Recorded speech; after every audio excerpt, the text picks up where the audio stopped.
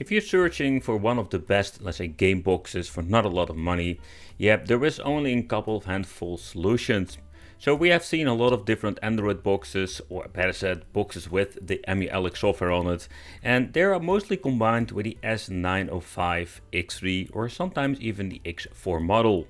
Not to go too technical with this situation, there are only a handful Android boxes out there that are mostly powerful in combination with the emulation and can play a lot of retro games. But there's one particular box that is quite powerful and can play all kinds of different emulations. And of course sometimes can even upscale a couple of systems, not to the 4K or other craziness that I've seen with mini PCs. The GT King, or is at least one of those boxes that can actually play.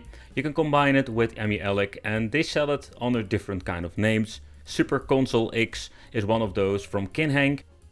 And of course Retro Station also does the same thing under the name called GTX. So there are like a lot of different versions out there, but in the end it comes all to the same thing. This box comes with the AimLogic S922XH. And also, yeah, this thing has 4GB of DDR4. This is not the most powerful out there, but combining this with emulators or an emulation, that is basically the all complete deal, you have an absolutely great overall experience.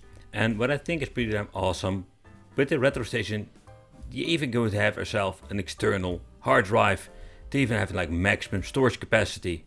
So to be clear, Retro Station is just slapping a sticker on, and when it comes to the Super Console X King model, they don't even put any sticker on it, they're just selling it with an SD card in it and asking way more for it and just slapping some horrible controllers with it. I want to be clear about that. So you can get yourself a brand new GT King or maybe somewhere a used one on the internet and get yourself free emulation. Combine this and you have absolutely an emulation machine. Don't forget yourself a controller. I'm mostly using the Xbox 360 controller and that overall great performance. And we can play absolutely thousands of games from the comfort from your television. And of course the SD card, they are really cheap nowadays. 256GB is getting cheaper. And yeah, then we're having enough storage capacity. But when you're looking at other games like Tekken 6, these games are playable, but with some tinkering with the settings, you can see that it runs decent, but it still has a lot of problems and stutters. You win. Round 2. Fight.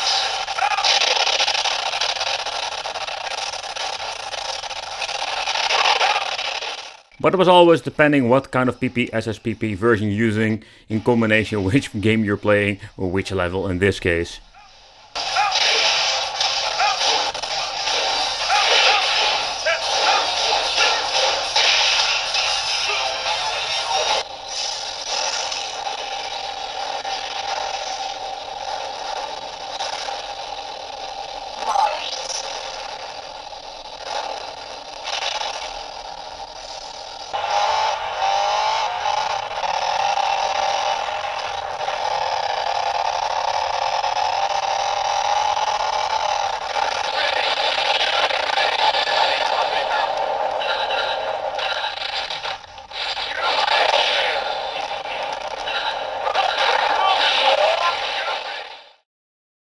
You can play some PlayStation 1 on these boxes, but also on the cheaper ones. So if you want to search something PlayStation 1 related, you don't need to buy an expensive GT King.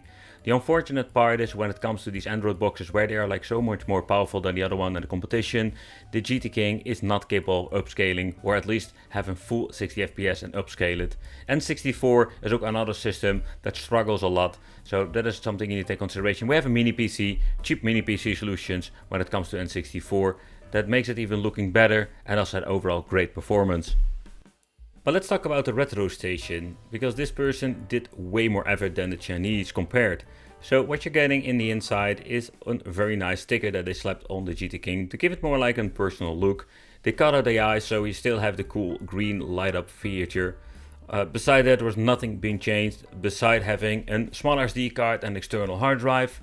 And the overall sticker quality is quite nice. And of course he also implemented the extra controllers to this thing. The controls that we're going to talk about are also way better. The connection wise it's the same like the GT King, nothing here has been changed.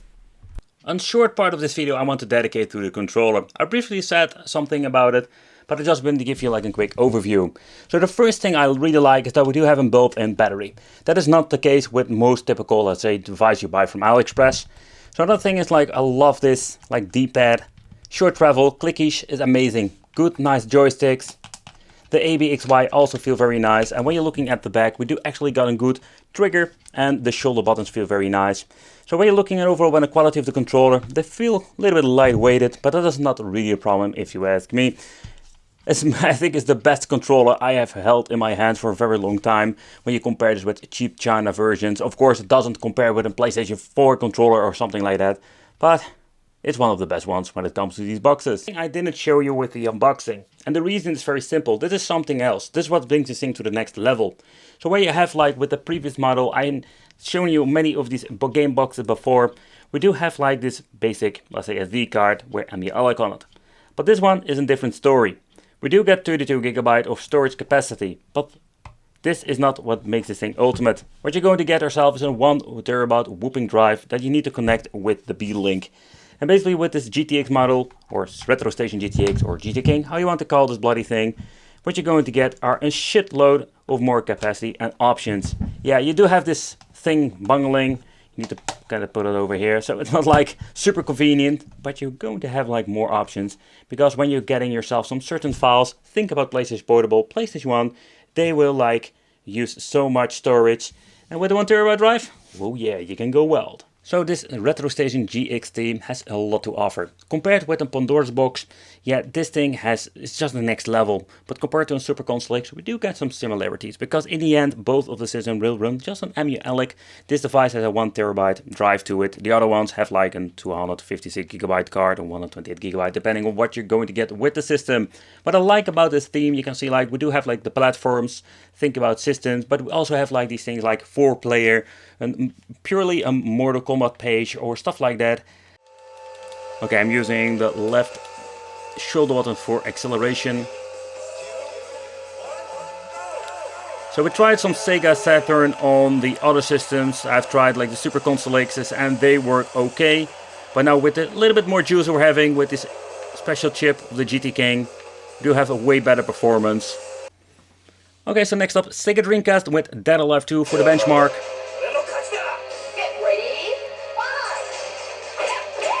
Full speed without any hassle.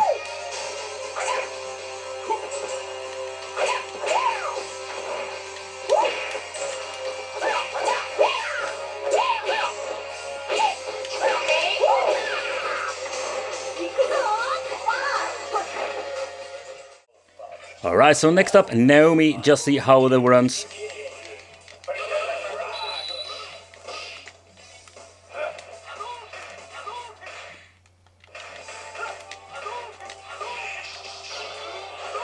But here as you can see, it runs very well on this box itself. Where we can play PlayStation Portable on mini PCs for around €100 without any problem whatsoever. Yeah, when it comes to the GT King and Android boxes, it struggles, and also same with N64.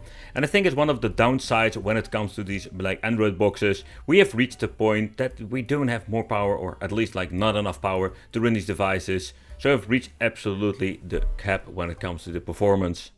Alright, so next one of those tests I love to do is playing some Cruising the USA, because yeah, you can really see it like N64 always being a problem on these boxes. Let's see if we're going to get some slowdowns over here. Holy crap, we're going to get a shitload of glitching here.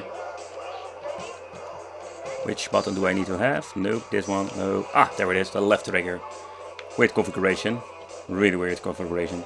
We don't have the casual slowdowns, but you know, like with N64, this is just the same story that we've seen before.